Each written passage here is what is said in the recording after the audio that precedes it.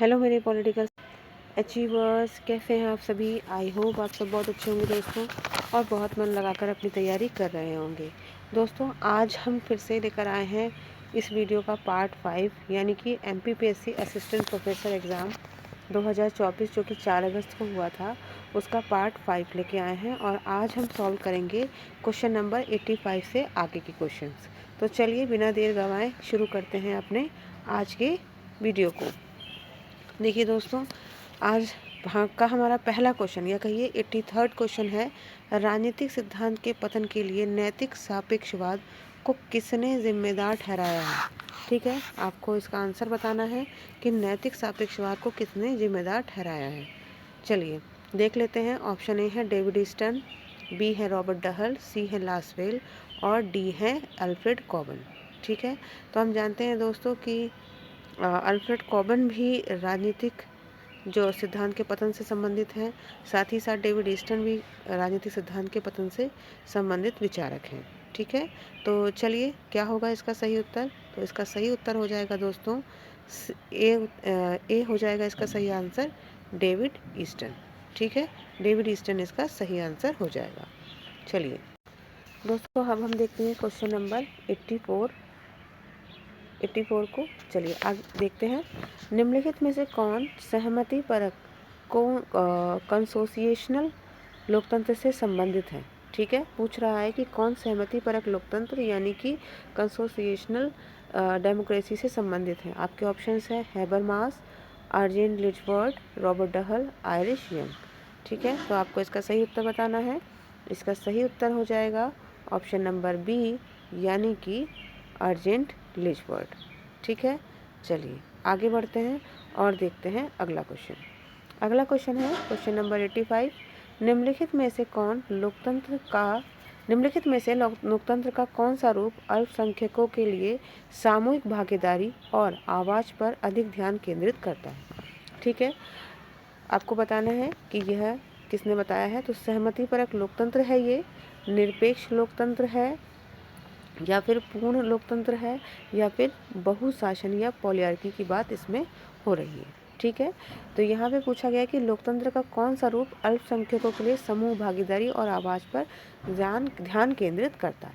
ठीक है, इसका सही उत्तर हो जाएगा दोस्तों सहमति परक लोकतंत्र यानी कि कंसोसिएशनल डेमोक्रेसी। ठीक है, सहमति परक लोकतंत्र जो है इसका सही उत्तर हो जाएगा। ठीक, चलिए आगे बढ़ते हैं अगले क्वेश्चन की ओर। देखते हैं क्वेश्चन नंबर 86। तो दोस्तों अभी तक आपने इस वीडियो के 4 पार्ट कर लिए हैं और 82 तक के क्वेश्चन हम पिछले वीडियो में कर चुके हैं। तो आपको काफ़ी हद तक समझ में आ रहा होगा कि वीडियो का जो क्वेश्चंस हैं MPPSC ने एक अच्छे लेवल के क्वेश्चंस पूछे हैं दोस्तों। काफ़ी अच्छे लेवल के क्वेश्चन यहाँ पे पूछे गए हैं। तो इससे आपको समझ में आ रहा होगा कि जून के एग्ज़ाम के लिए आपको अच्छी तैयारी करनी है, एकदम बहुत अच्छे से तैयारी करनी है। ठीक है, चलिए देखते हैं अगला question. New lamp for old लेखों की श्रृंखला अरविंदो घोष ने निम्नलिखित में से किस में प्रकाशित की थी, ये पूछा गया है। द लाइफ डिवाइन में, सावित्री में, इंदु प्रकाश में, द ह्यूमन साइकिल में। ठीक है, आपको सही उत्तर बताना है कि किस में की थी। तो the new lamp for old जो श्रृंखला है वो अरविंदो घोष ने इंदु प्रकाश में प्रकाशित की थी। देखिए क्वेश्चन देखिए दोस्तों कितना मतलब स्टैंडर्ड क्वेश्चन पूछा गया है यहाँ पे। ठीक है, चलिए आगे बढ़ते हैं, देखते हैं क्वेश्चन नंबर 87। निम्नलिखित में से किसने यह बताया कि प्लेटो ने व्यक्ति को विकल्प की स्वतंत्रता नहीं दी जो कि एक अविभाज्य मानव का अधिकार था। ये किसने कहा है। तो रॉबर्ट निस्बेन ने, आइजिया बर्लिन ने, विल्सपेयर ने, या फिर क्विंस्टन स्किनर ने। तो यहाँ पे आपका सही उत्तर हो जाएगा option number B Isaiah Berlin ने।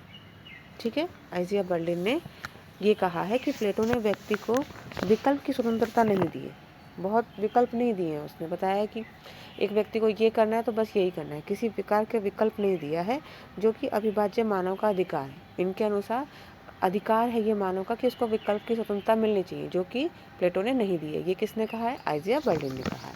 चलिए अब देखते हैं अगले क्वेश्चन की ओर बढ़ते हैं हम, क्वेश्चन नंबर 88 पर। ठीक है। क्वेश्चन नंबर 88 देखते हैं। क्वेश्चन नंबर 88 कह रहा है अरस्तु से संबंधित निम्नलिखित कथनों पर विचार कीजिए। 2 कथन है, इन पर विचार करना है।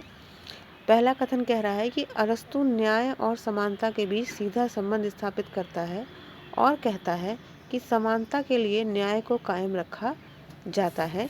न्याय सभी के लिए नहीं है बल्कि सिर्फ समान लोगों के लिए। ठीक है। दूसरा कथन कह रहा है कि न्यायपूर्ण होने के लिए असमानता को कायम रखा जाता है। असमानता सभी लोगों के लिए नहीं है बल्कि यह सिर्फ असमान लोगों के लिए है। तो इसमें से आपको बताना है कि कौन सा कथन सही है। 1 सही है, 2 सही है, 1 और 2 दोनों सही है, या फिर न तो 1 और ना ही 2 सही है। तो देखते हैं दोस्तों, इस कथन को थोड़ा सा समझने की कोशिश करते हैं। हाँ, तो ये जो कथन है वो ये कह रहा है कि जो समानता और ये न्याय के बीच में सीधा संबंध बता रहे हैं और कह रहे हैं कि भाई न्याय सभी लोगों के लिए नहीं है बल्कि उनके लिए जो समान है, यानी कि जहाँ पे समानता है वहीं न्याय का वास होगा। तो बिल्कुल सही बात है, अरस्तु ने ये बिल्कुल कहा है। उसके बाद देखते हैं कि वो कह रहे हैं कि न्यायपूर्ण होने के लिए असमानता को होना ज़रूरी है, क्योंकि दोस्तों अरस्तु ने वितरणात्मक जो न्याय है उसका सिद्धांत दिया। उन्होंने कहा है कि एक व्यक्ति के पास कम है, एक व्यक्ति के पास ज़्यादा है। ठीक है, तो हम क्या करेंगे, कम वाले को थोड़ा ज़्यादा दे देंगे और जिसके पास पहले से ज़्यादा है उसको थोड़ा कम दे देंगे। तो यहाँ हमने समानता नहीं रखी। समानता तो ये होती कि हम दोनों को बराबर दे देते, लेकिन हमने जिसके पास कम था उसको थोड़ा ज़्यादा दे दिया ताकि वो भी समान आ सके। तो यहीं पे वो कह रहे हैं कि असमानता सभी लोगों के लिए नहीं है बल्कि ये सिर्फ असमान लोगों के लिए। ठीक है, तो इस तरीके से ये दोनों ही कथन जो हैं वो सही हो जाएंगे दोस्तों। यहाँ पे उत्तर हमारा ऑप्शन नंबर सी हो जाएगा। चलिए दोस्तों आगे बढ़ते हैं और देखते हैं अगला क्वेश्चन। तो हमारा क्वेश्चन नंबर 89 है। फिर से एमपी से क्वेश्चन में देखने को मिल रहा है यहाँ पे दोस्तों हमें। मध्य प्रदेश की सबसे बड़ी जनजाति भील है। भीलों द्वारा निर्मित मकानों को क्या कहा जाता है, ये बताना है। चिमाता, जात्रा, झोपड़ी या फिर कू कहा जाता है। तो इसका सही उत्तर हो जाएगा कू। ऑप्शन नंबर डी इसका सही उत्तर हो जाएगा। अगला क्वेश्चन देखते हैं। Question number 90। मध्य प्रदेश में ग्राम सभा की स्थायी समिति कौन सी है। ग्राम निर्माण समिति, कृषि विकास समिति, वित्त तथा कार्य समिति, महिला एवं सामुदायिक विकास समिति। तो इसका भी ऑप्शन नंबर ए सही हो जाएगा, ग्राम निर्माण समिति। चलिए अब देखते हैं अगला क्वेश्चन। Question number 91। पंचायती राज एवं ग्राम स्वराज्य अधिनियम की अनुसूची 4 में कौन सा कार्य सूचीबद्ध नहीं है। ठीक है, आपको बताना है कि ग्राम स्वराज या एवं ग्राम पंचायत राज की जो अधिनियम है उसमें अनुसूची 4 में कौन सी जो कार्य है वो सूचीबद्ध नहीं बताना है। पुस्तकालय, ग्रामीण खेल, सांस्कृतिक गतिविधियाँ या ईंधन और चारा। ठीक है, तो यहाँ पे आपका सही उत्तर क्या हो जाएगा। आपका सही उत्तर हो जाएगा ऑप्शन नंबर बी, यानी कि ग्रामीण खेल जो है वो पंचायती राज अधिनियम की सूची 4 में सम्मिलित नहीं। ठीक है, चलिए आगे बढ़ते हैं और देखते हैं क्वेश्चन नंबर 92 को। निम्नलिखित में से किस लेखक ने अपने लेख हिस्टोरिकल इनएविबिलिटी 1954 में कार्ल मार्क्स के इतिहासवाद की आलोचना की है। तो इसके ऑप्शंस हैं हेराल्ड लासवेल, जे हैबरमास, एम वॉल्जर या फिर आइजिया बर्लिन। तो इसका सही उत्तर हो जाएगा दोस्तों आइजिया बर्लिन। ठीक है, इस क्वेश्चन से देखिए हमें 2 चीज़ें पता चली। एक तो हमें ये पता चली कि कार्ल मार्क्स के इतिहासवाद की आलोचना आइजिया बर्लिन ने करी है। साथ ही साथ इनका लेख भी पता चला कि हिस्टोरिकल इनएविबिलिटी किसका लेख है, आइजिया बर्लिन ने। और साथ ही हमें इसका ईयर यानी कि 1954 के विषय में भी पता चला।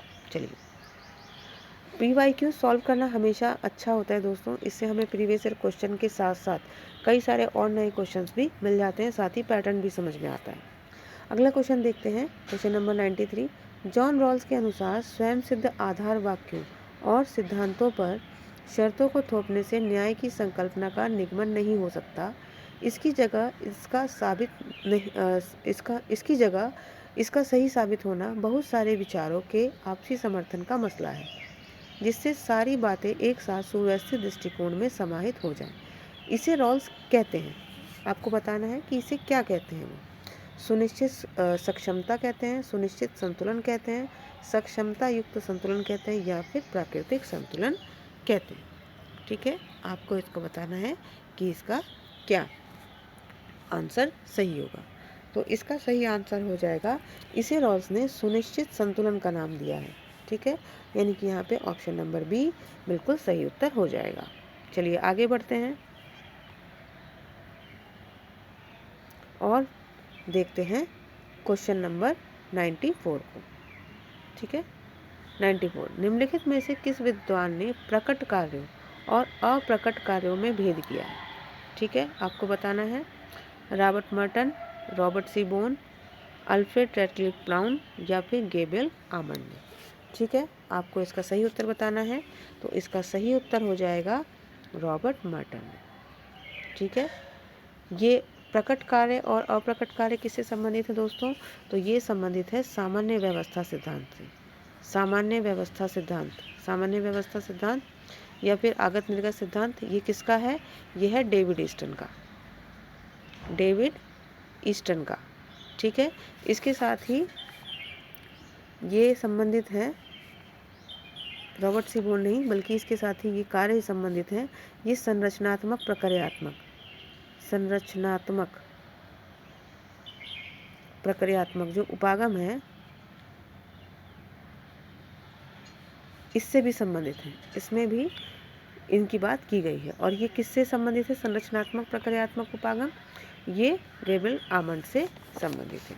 ठीक है दोस्तों, चलिए आगे बढ़ते हैं और देखते हैं अगला क्वेश्चन। क्वेश्चन नंबर 95, निम्नलिखित में से कौन सा तुलनात्मक राजनीति के अध्ययन का पारंपरिक उपागम है? तो परिणामात्मक उपागम, संस्थानिक उपागम, मनोवैज्ञानिक उपागम, या समाज मनोवैज्ञानिक उपागम। ये तो दोस्तों बहुत ही आसान प्रश्न है, आप सभी ने देख ही लिया होगा कि इसमें हो जाएगा संस्थानिक उपागम। ठीक है, ये तीनों ही अप्रोच तो आधुनिक से संबंधित कहीं ना कहीं हो जाती हैं। ठीक है, आगे बढ़ते हैं और देखते हैं क्वेश्चन नंबर 96 को। निम्नलिखित में से कौन सा सिद्धांत का समानार्थी है? मतलब सिद्धांत का समानार्थी क्या है, आपको ये बताना है इसमें। पहला पूछ रहा है प्रकल्पनाओं का एक समूह जिसे वैज्ञानिकों द्वारा अनुमोदित किया जाना है, या फिर शोध की एक प्रक्रिया तथा विषय का लक्ष्य, या फिर तीसरा शोध पत्रों या संदर्भ पुस्तकों के लेखन की एक विधि है, या फिर यह एक मुमकिन या वैज्ञानिक रूप से स्वीकार्य सामान्य नियम या प्रगटन की व्याख्या करने हेतु नियमों का समूह। सही उत्तर बताना है आपको, इसका क्या होगा? तो इसका सही उत्तर हो जाएगा दोस्तों ऑप्शन नंबर डी। ठीक है, ऑप्शन नंबर डी इसका बिल्कुल सही उत्तर हो जाएगा। चलिए आगे बढ़ते हैं और देखते हैं अपना 97वां क्वेश्चन। लुथिर गुलिक के सारांश पोस्कॉर्ब में ओ का वास्तविक अर्थ क्या है? ठीक है, पोस्कॉर्ब दृष्टिकोण दोस्तों, पोस्कॉर्ब दृष्टिकोण जो क्या है, POSDCOR और B। ठीक है, P for planning, P for planning, O for organising, S for staffing, D for directing, CO for coordination, coordination या समन्वय, R फॉर रिपोर्टिंग और B फॉर बजटिंग। ठीक है, B फॉर बजटिंग।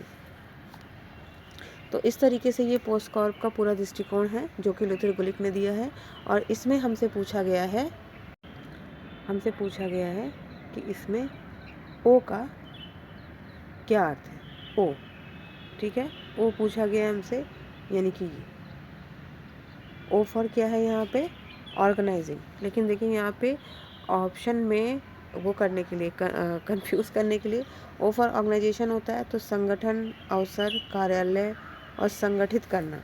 ठीक है, तीनों दिया हुआ है। ठीक है ना, यानी कि यहाँ पे ऑर्गेनाइजेशन भी दिया हुआ है और ऑर्गेनाइजिंग भी दिया गया है।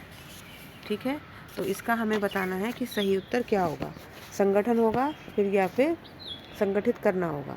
ठीक है, तो यहाँ पे सही उत्तर हो जाएगा दोस्तों ऑप्शन नंबर डी, संगठित करना यानी कि ऑर्गेनाइजिंग करना।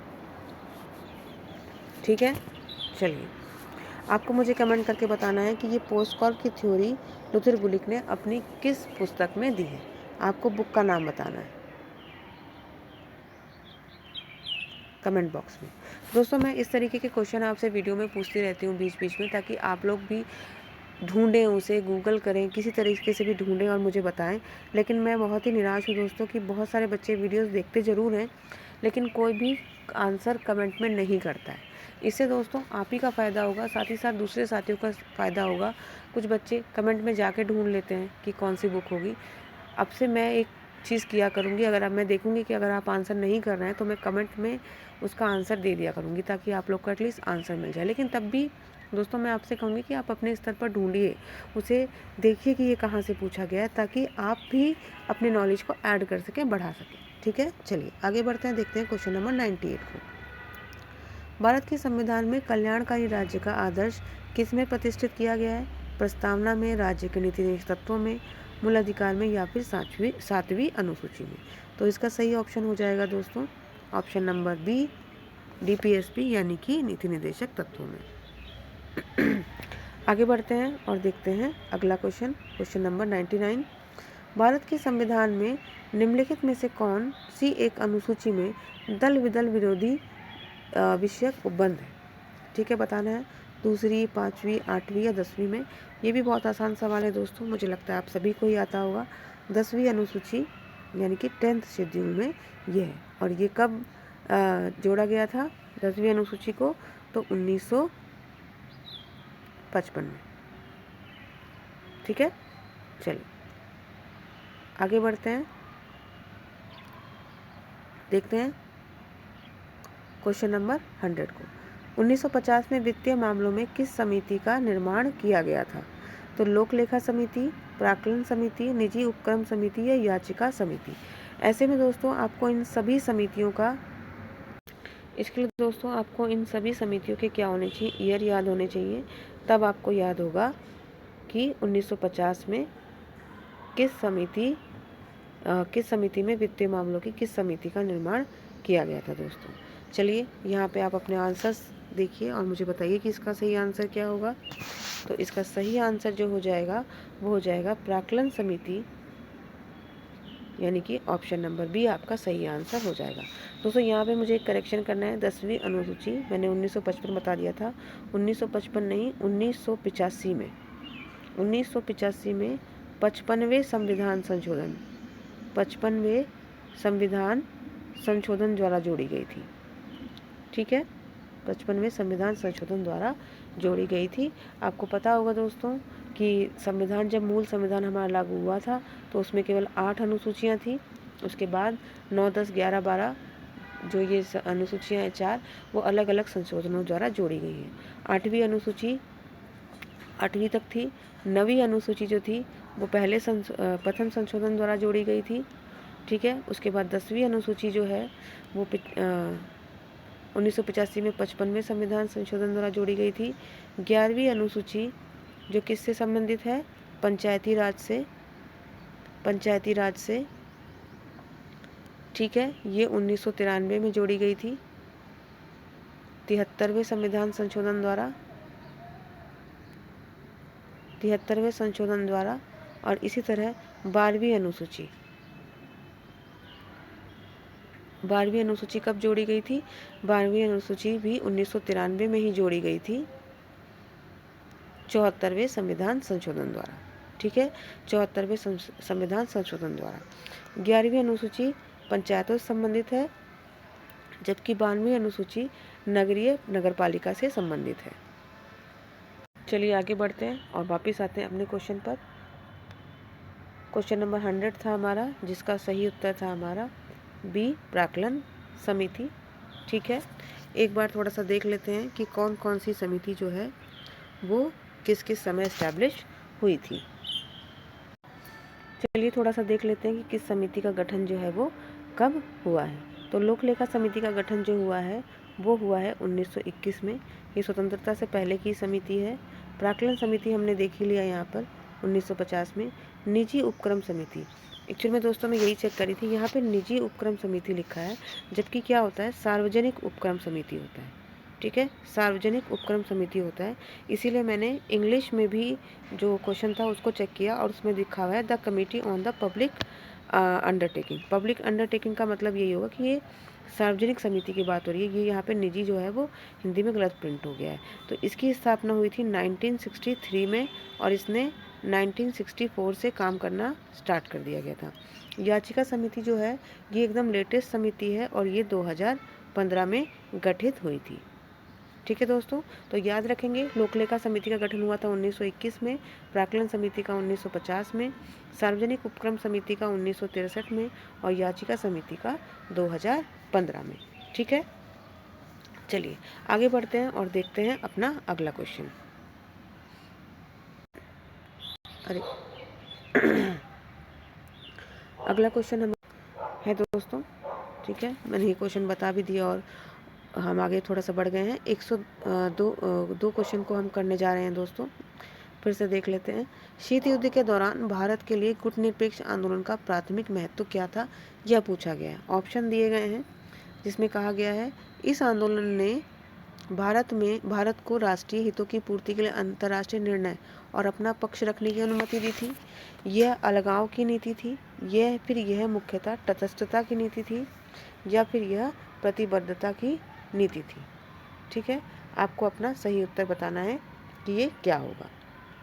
ठीक है, तो इसका सही उत्तर हो जाएगा दोस्तों ऑप्शन नंबर ए, यानी कि इस आंदोलन ने भारत को अपने राष्ट्रीय हितों की पूर्ति के लिए अंतर्राष्ट्रीय निर्णय और अपना पक्ष रखने की अनुमति दी है। ठीक है, चलिए थोड़ा सा हम देख लेते हैं नाम के बारे में। नाम यानी कि नॉन एग्रीमेंट मूवमेंट। ठीक है, इसकी स्थापना कब होती है देख लेते हैं, इसके बारे में थोड़ा सा जान लेते हैं, चीज़ें इम्पॉर्टेंट है। तो इसकी जो स्थापना है दोस्तों वो होती है 1961 में। ठीक है, 1961 में। देख रहे हैं दोस्तों, शीत युद्ध का दौर चल रहा है और नई नई दुनिया के देश, इसी दुनिया के बहुत सारे देश जो हैं वो छोटे छोटे क्या हुए हैं, स्वतंत्र हुए हैं और वो अपना आगे बढ़ने की कोशिश कर रहे हैं। उसी समय क्या हो रहा है, शीत युद्ध देखने को मिलता है। शीत युद्ध चल रहा है जहाँ पे दुनिया क्या हो रही है, पूरी दुनिया दो गुटों में बट गई है। ठीक है, एक यूएसए वाला गुट और एक यूएसएसआर वाला गुट। ठीक है, ऐसे में ये नए रास्तों के सामने ये प्रश्न था कि भाई हम किसकी तरफ जाएं, क्योंकि हमें तो अपना विकास करना था और हमें दोनों ही राष्ट्रों से बराबर मदद चाहिए थी। किसी से एटलीस्ट दुश्मनी तो बिल्कुल भी मोल लेने की हम स्थिति में नहीं थे, ये सभी राष्ट्र।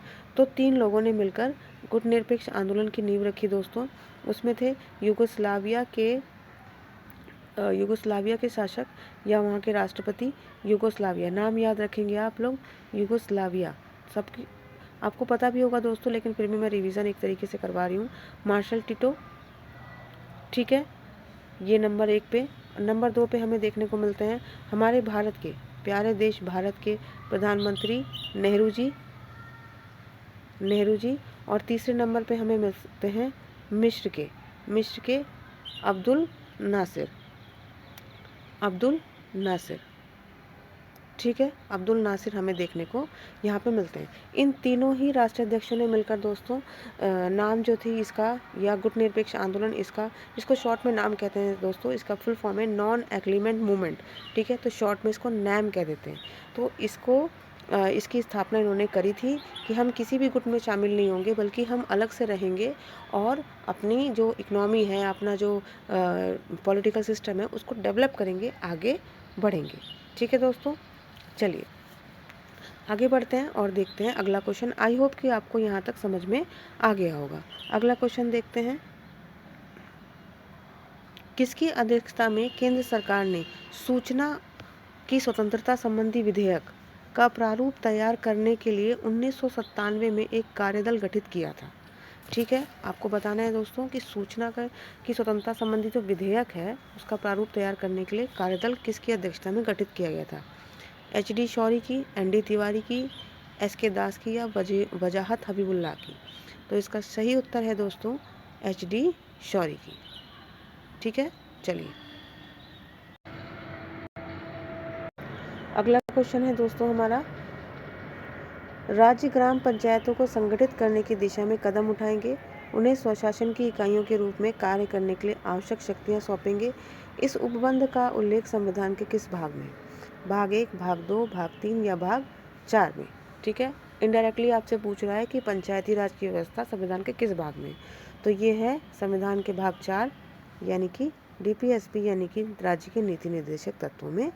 ठीक है, तो ऑप्शन डी यहाँ पे सही उत्तर हो जाएगा। चलिए अगला क्वेश्चन देखते हैं। अगला क्वेश्चन है हमारा, समानता शीर्षक नामक पुस्तक किसने लिखी है? ठीक है, इक्वालिटी नाम की पुस्तक है, वो किसने लिखी है? तो सिडनी और ब्रिटाइस वेब की है, या फिर आरिस्टोनी की है, या हराल्ड जे लास्की की है, या स्टेफर्ड क्रिप्स की है। या हिंदी में कन्वर्ट कर दिया दोस्तों, एक्चुअल में पूछ रहा है इक्वालिटी नाम की बुक को। इक्वालिटी बुक आपने जरूर पढ़ी होगी दोस्तों, ये आरिस्टोनी की बुक है। ठीक है, अगर नहीं याद की है तो अब याद कर लीजिएगा, बहुत ही फेमस और इम्पॉर्टेंट ये बुक है। चलिए आगे बढ़ते हैं और देखते हैं क्वेश्चन नंबर 106 को। उत्तर उदारवादियों ने व्यवहारवाद की आलोचना की है क्योंकि यह क्या करता है? प्रासंगिकता की कीमत पर वैज्ञानिक परिशुद्धता पर अत्यधिक बल देता है, या फिर यथास्थिति का समर्थन करता है, या मूल्य मुक्त विज्ञान पर जोर देता है, या फिर उपरोक्त सभी। ठीक है, आपको बताना है कि उदारवादियों ने व्यवहारवादियों की आलोचना क्यों की है। तो प्रासंगिकता की कीमत पर ये वैज्ञानिक परिशुद्धता पर बहुत बल देते हैं। क्या सही है? बिल्कुल सही बात है, बिल्कुल बल देते हैं। ठीक है, सब कुछ कहते हैं कि भाई अस्पष्ट हो जाओ लेकिन गलत नहीं होना। ठीक है, उसके बाद ये कहते हैं कि यथास्थिति का समर्थन करते हैं, बिल्कुल सही बात है। मूल्य मुक्त विज्ञान पर जोर देते हैं, हाँ बिल्कुल, कहते हैं मूल्य की कोई ज़रूरत नहीं है, विज्ञान होना चाहिए, फैक्ट्स होने चाहिए। ठीक है, ये व्यवहारवाद कहते हैं। तो ये तीनों ही आधारों पर उत्तर व्यवहारवादियों ने व्यवहारवाद की आलोचना की है। ऑप्शन नंबर डी यहाँ पे बिल्कुल सही ऑप्शन हो जाएगा, जो कि हमारा आंसर है। ठीक है, देखते हैं अगला क्वेश्चन, क्वेश्चन नंबर 107। योगदान संतुष्टि संतुलन सिद्धांत किसने प्रस्तावित किया था? आपके ऑप्शंस हैं MP Follett, Chester I Barnard, Herbert Simon, या फिर फ्रांसिस लेकर्ट ने। तो इसका सही उत्तर हो जाएगा दोस्तों चेस्टर आई बर्नार्ड। ठीक है, अगर याद हो तो अच्छी बात है, नहीं तो ज़रूर याद कर लीजिएगा, योगदान संतुष्टि संतुलन सिद्धांत। ठीक है, अगला क्वेश्चन है दोस्तों, निम्नलिखित में से किस लेखक ने यह विचार दिया कि हॉब्स राजनीति को आज़ादी और सुरक्षा संबंधी सार्वत्रिक यूनिवर्सल मानवीय दुविधा का एक पहलू समझता है? M मार्क्यूस, R मिलीबैंड, R निक्सेट, या फिर K मिलान। ठीक है, आपको इसमें अपना सही उत्तर बताना है कि हॉब्स राजनीति को, किस लेखक ने यह विचार दिया है कि हॉब्स राजनीति को आज़ादी और सुरक्षा संबंधित सार्वत्रिक यानी यूनिवर्सल मानवीय दुविधा का एक पहलू समझता है। तो इसका सही उत्तर हो जाएगा दोस्तों K मिनांग। ठीक है, चलिए आगे बढ़ते हैं और देखते हैं अगला क्वेश्चन।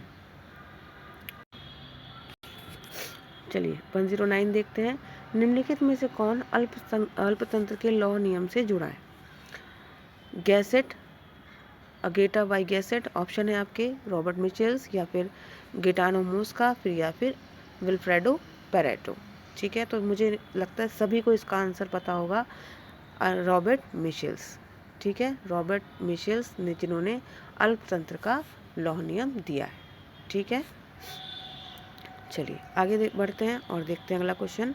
आज के वीडियो का दोस्तों लास्ट क्वेश्चन, 110 तक क्वेश्चन हम कर रहे हैं, आगे क्वेश्चन हम अगले वीडियो में करेंगे। निम्नलिखित विद्वानों में से किसने शासन के मंत्रिमंडलीय प्रणाली के लिए पहली बार मंत्रिमंडलीय शासन शब्द गढ़ा था? आपको बताना है। मैकिन्टोश ने, रिचर्ड क्रॉसमैन ने, लिचफर्ड ने, या जीन ब्लॉन्डेल ने? आपको बताना है इसका सही उत्तर क्या होगा। तो मंत्रिमंडलीय प्रणाली के लिए पहली बार प्रधानमंत्री शासन शब्द जो है ये दिया था रिचर्ड क्रॉसमैन ने। बहुत ही इम्पोर्टेंट है, इसको आप ज़रूर से ज़रूर याद कर लीजिएगा। ठीक है, चलिए दोस्तों आज के वीडियो में हम यहीं तक क्वेश्चंस करेंगे। अगले वीडियो में हम लोग आगे क्वेश्चन करेंगे दोस्तों। आप वीडियो को अगर आपको अच्छा लग रहा हो तो इसे लाइक कीजिएगा, अपने दोस्तों के साथ शेयर कीजिएगा दोस्तों। अगर आप चैनल पर नए हैं तो आप इसे सब्सक्राइब कर लीजिएगा, ताकि आपको इसी तरीके की वीडियो और साथ ही साथ रिवीजन सीरीज़ चल रही है हमारी, जहाँ पे हम लोग 15 मिनट रिवाइज़ कर रहे हैं असिस्टेंट प्रोफेसर एग्ज़ाम के लिए। तो वो भी देखते रहिएगा। जो भी आपको, अपने दोस्तों को भी आप क्या कर सकते हैं, इसे शेयर कर सकते हैं ताकि उन्हें भी फ़ायदा हो। ठीक है, चलिए मैं मिलती हूँ दोस्तों आपसे अगले वीडियो में। तब तक आप मन लगाकर अपनी तैयारी करते रहिए। नमस्कार दोस्तों।